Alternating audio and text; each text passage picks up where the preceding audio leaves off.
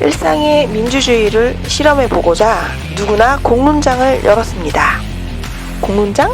무엇인가요? 아주 작은 기초 단위의 풀뿌리 민주주의의 실험장으로 누구나 참여할 수 있고 누구나 토론할 수 있습니다.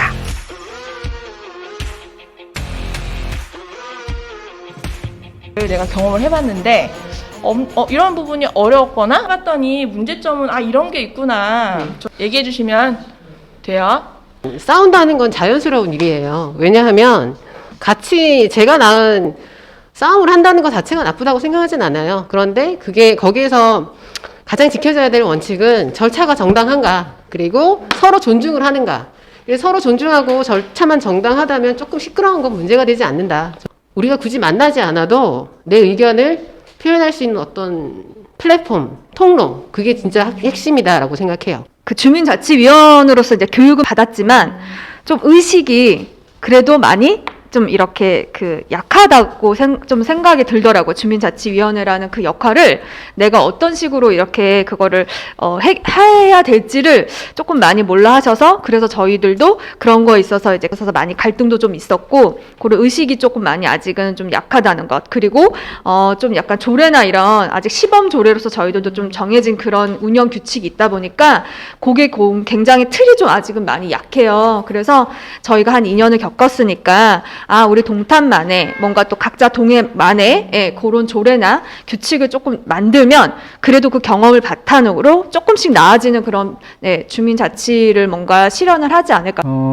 사실 의원들이라고 해서 정확히 주민자치를 이해하고 있을까? 그렇지 않은 분들도 꽤 다수 있을 것이다 라고 말할 수 있어요. 그만큼 생각보다 좀 어려움이 있습니다. 그런데 동료 의원님들 같은 경우 이렇게 보면 취지나 목적에 대해서는 큰 틀에서 동의하는데 세세한 사업들로 들어가면 이해를 못하는 경우가 많을 수 있어요. 근데 그거는 주민자치위원회에 우리 읍면동에서 몇 명이나 해봤을까랑 똑같은 거예요. 최소 읍면동에 4, 5만의 구조로 신도시에서 이렇게 계속 분할되고 있는데 4, 5만 안에서 주민자치위원회를 경험한 분들은 400~500명도 안 돼요. 신생 도시에서는 특히나 40~50명밖에 안 되는 거예요. 실제 자치력을 가지려면 시간도 많이 필요하고 지속적인 관심과 참여가 필요한데 여가로서는 쉽지 않거든요. 그것에 대해서 중앙정부에서도 지방정부에서도 계속 요청하는 게 실질적인 자치가 되려면 행정의 권력을 주민들한테 이양하는 게 주민자치인데, 실질적인 주민자치가 되려면 예산의 결정 권한부터 집행 권한까지 내려와야 되는데 우리가 다 공무원이 될 수는 없잖아요. 그렇기 때문에 지난하게 우리가 훈련되는 과정이 필요하고 주민들끼리 이것을 정확히 이해하고 지금은 훈련의 장 안에서 시범적으로 이렇게 활동하고 있는 거다. 이렇게 이해하시면 될 것 같습니다. 먼저 그 조례에 대해서 담당하시는 의원님이라니까요. 부탁을 먼저 드릴게요. 우리가 그 주민자치의 조례를 조금 바꿔달라 딱 3가지예요. 하나는 행정과 재정이 지원이 돼야 된다. 행정, 임금을 직접 우리가 채용하고 한 사람 인건비는 꼭 있어야 된다라는 걸 이해했고요. 그리고 보면 자치위원들의 좀 유한 포상이라든지 지속 가능할 수 있는 주민자치위원들의 격려, 지지, 포상과 다 연결이 되거든요. 그걸 개정안을 꼭 통과시켜 주시기를 부탁을 드리고요. 지금부터 제가 말씀 좀 드릴게요. 주민자치회가 보면 의원들이 주민을 대표하는 거거든요. 솔직히 대표성을 떼려면은 어느 정도 자격과 인격과 품위와 이런 걸 좀 갖춰야 된다고 생각합니다. 그런데 지금 기존의 의원들은 전부 다 옛날에 민간단체, 봉사단체 장들을 맡아서 사람이 지금 줄을 이루고 있어요.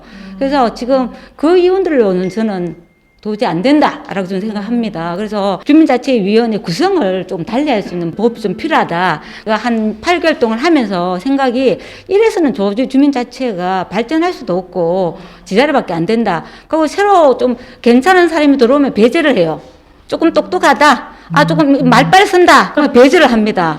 저 발전이 없어요. 청소년 의원만 직능별로 좀 나누어서 직장인 의원 아니면 일반 주부 의원 대표성을 띠는 것들이 좀 필요하다. 어느 한 분과를 사회단체를 했던 사람들이 다 분과장부터 총무 간사까지 점유해버리는.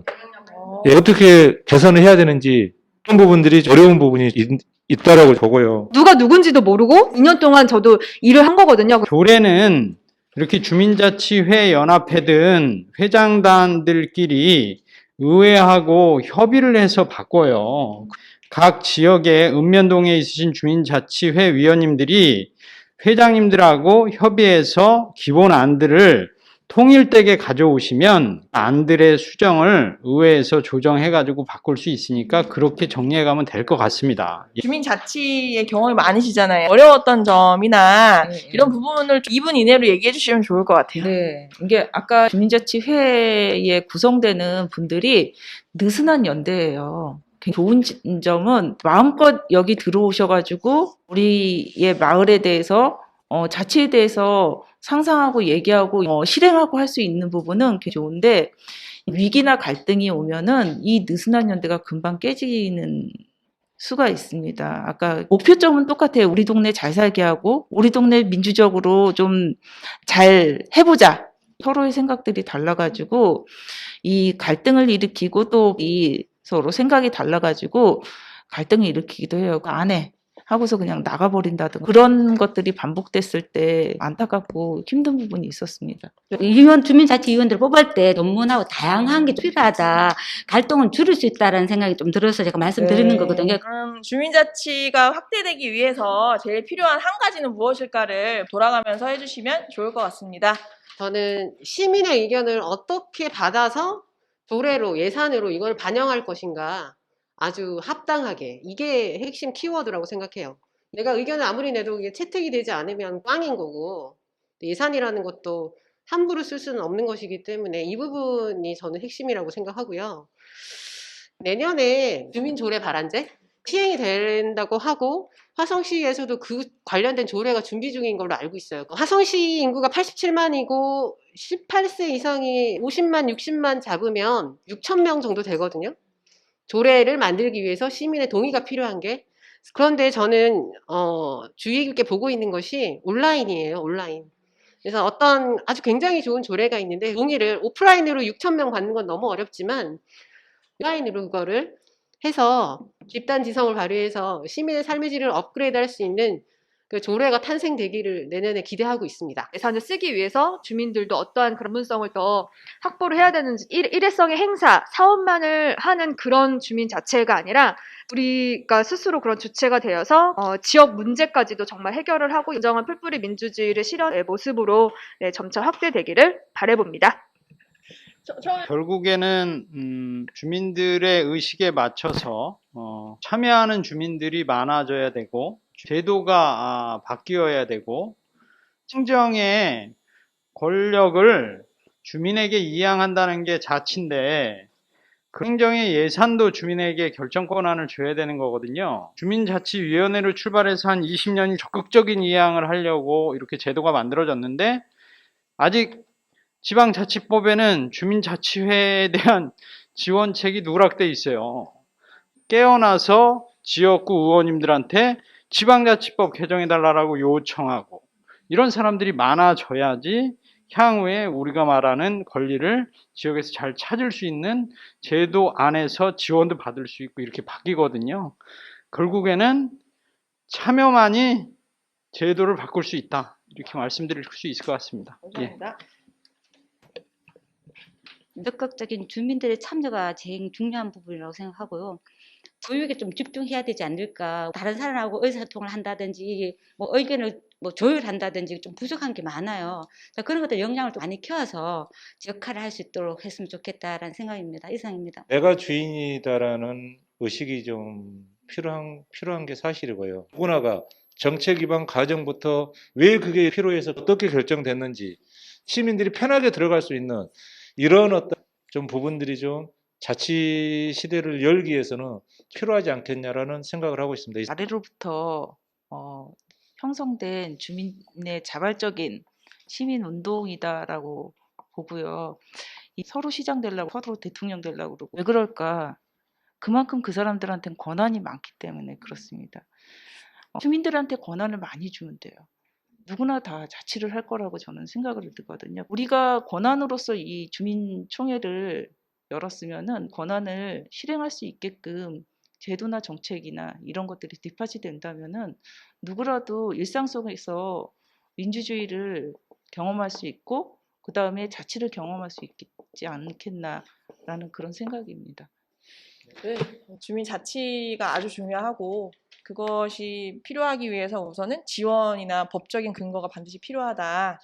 그리고 이제 아까 시민의 주민 자치화가 누구나가 좀 평준화가 된다면 주민 자치의 참여가 더 높아질 것이다라는 말씀을 해주셨는데, 그리고 이제 어떤 플랫폼이나 의견을 수렴하는 어떤 그런 것들이 좀 구체적으로 되면 좋겠다. 그래서 마지막 질문은 여기 참여해보니 어떤 걸 느꼈다 한마디씩만 해주시면 그거로 마무리하고 오늘 회의 공론장은 끝낼 수 있을 것 같아요.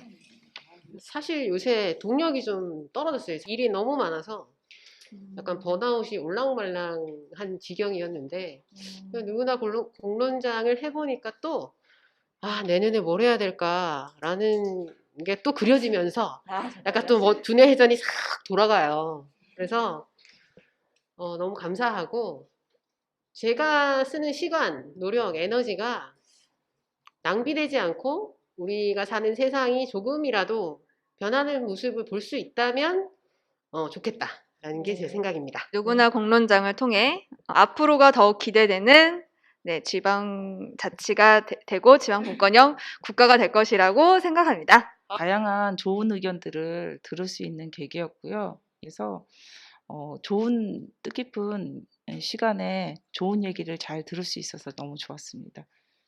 예, 저도 오늘 오히려 여러분들 말씀 들으면서 배우는 것도 많고요. 오랜만에 다시 한번 환기되는 느낌인데요.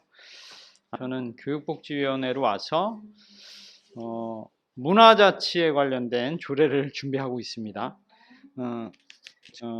참여도 좋은데 정말 참여하지 않는 분들 또한 자연스럽게 이런 자치를 인지하고 경험해 볼 수 있는 장들이 좀 많이 있었으면 좋겠다. 저희도 행정에다가 계속 요구하거든요. 이제부터는 당신들끼리만 하는 세상은 끝났다. 주민들과 얼마나 많은 파트너십을 형성하면서 사업들을 수행해 갈 것이냐, 얼마나 많은 시민 역량을 같이 함께하는 그러한 행정 역량을 키워갈 것이냐, 이것이 힘이다. 우리가 함께 하다 보면 훨씬 시너지가 많아질 것이다 라는 걸 경험하게 될 거거든요. 앞으로 1년 후에 다시 논할 때는 예전에 이런 논의할 적엔 우리 지역 분들이 몇 명 없었어요. 이게 달라진 겁니다. 우리가 다양하게 사람들이 발굴되고 있고 참여하는 위원님들이 다양화되고 있다. 시간이 지나면 가속도가 붙을 것이다. 이렇게 희망합니다. 굉장히 다양한 이야기를 듣게 돼서 또 더 많은 공부가 됐던 것 같고요. 그 주민들이 서로 알고 그런 마을이 되었으면 좋겠다. 주민 자체가 역할을 해주면 옛날 우리가 상부상조하면서 서로 이웃끼리 잘 지내는 그런 마을이 되지 않을까라고 생각을 해봅니다. 행정을 꼭 필요해서 민원을 넣을 사람 한 사람을 대표로 좀 정하자. 민원의 종류를 좀 구분을 하자. 관심 있는 마을 활동을 하시는 분들한테 함께 해주시면 분명히 저는 변화가 있을 거라고 봅니다. 오늘 너무 좋은 자리 만들어 주셔가지고 참여하게 해주셔서 감사합니다. 저희는 화성시민신문이고요. 저희는 시민의 자발적인 후원으로 운영됩니다. 여러분 관심 있으시면 후원해주세요. 홍보까지. 오늘 와주셔서 너무 감사하고요. 정말 감사합니다. 첫 번째로 전문성을 확보해야 한다. 행정권을 주민에게 이양하는 것이 자치다. 내가 주인이다라는 의식이 필요합니다. 주민자치를 위한 투명한 예산 공개 시스템이 필요합니다. 예산, 시민 누구나 알 수 있도록 해야겠죠? 법적인 지원, 법적인 근거와 예산의 지원이 필요하다는 이야기를 많이 공통적으로 했습니다. 여러분들은 그 영상을 보고 어떤 생각을 하셨는지 궁금하네요. 다음 10편에서는 저희 화성시민신문의 뉴스 영상을 통해서 주민자치가 나아가야 할 방향에 대한 방향성을 제시하는 영상이 나올 예정입니다. 많은 시청 부탁합니다.